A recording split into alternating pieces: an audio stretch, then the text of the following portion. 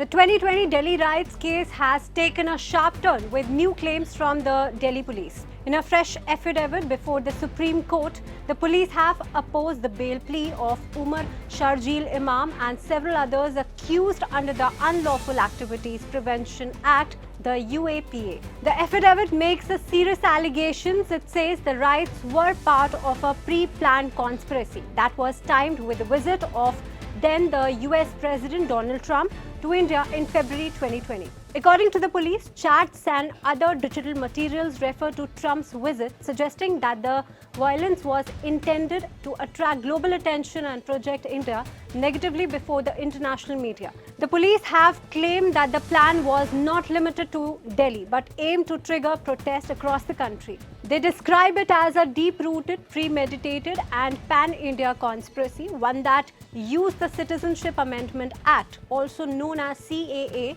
as what they call a radicalizing catalyst. They allege that the idea of a peaceful protest was used as a cover for violence that eventually left 53 people dead and caused widespread destruction of property. However, Umar Khalid's legal team has pushed back strongly. His counsel argued earlier this week that there is no direct evidence of any criminal act by Khalid. They said merely being a member of a WhatsApp group does not amount to a crime, especially since Khalid himself never sent any message in that group.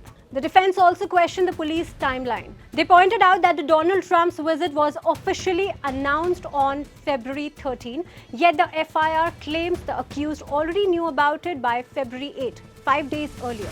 Khalid's lawyer also cited phone records to show he was not even present at a key meeting in Jangpura in December 2019, where the police say the conspiracy was planned. The defense further challenged a protected witness statement about another so-called secret meeting, saying it lacks credibility. This affidavit was filed just days after the Supreme Court criticized the Delhi police for delays in submitting their replies to the bail pleas. The bail applications filed by Umar Khalid, Sharjeel Imam, Gufisha Fatima, Miran Haider and Shifa-ur-Rahman challenged the Delhi High Court's order that had earlier denied them bail in UAPA case linked to the larger conspiracy behind the Northeast Delhi riots. The Supreme Court will now take up the matter after studying the police affidavit and the defense responses. The outcome could shape not only the future of these accused but also set a precedent for how courts interpret conspiracy in mass protest cases.